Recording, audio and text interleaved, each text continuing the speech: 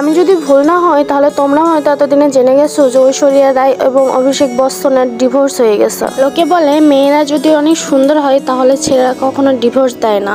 আর কিছু লোক বলে যে ছেলে যদি অনেক টাকা পয়সা থাকে তাহলে মেয়েরা কখনো তাকে ডিভোর্স দেয় না। তাহলে এখানে তো দুজনই আছে।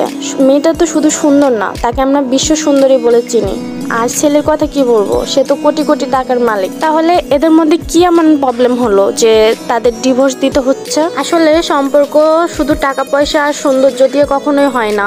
যখন একজনের মন ভরে যায় তখন সম্পর্ক এমনি এমনি নষ্ট হয়ে যায়। সেটা বন্ধুত্ব বলেন, স্বামী স্ত্রী বলুন, যে সম্পর্কই বলুন না কেন, তখন সেই সম্পর্কে কোনো ভ্যালু থাকে না, এমনি এমনি নষ্ট হয়ে যায় সেটা।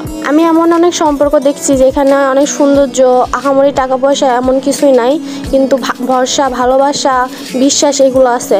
আসলে একটা সম্পর্কের জন্য টাকা পয়সা বা সৌন্দর্যের কোনো প্রয়োজন নেই। বিশ্বাস, ভরসা, ভালোবাসাটাই সব থেকে মেন। আর সব থেকে ইম্পর্টেন্ট দুজনের বোঝা, দুজনকে প্রায়োরিটি দেওয়া।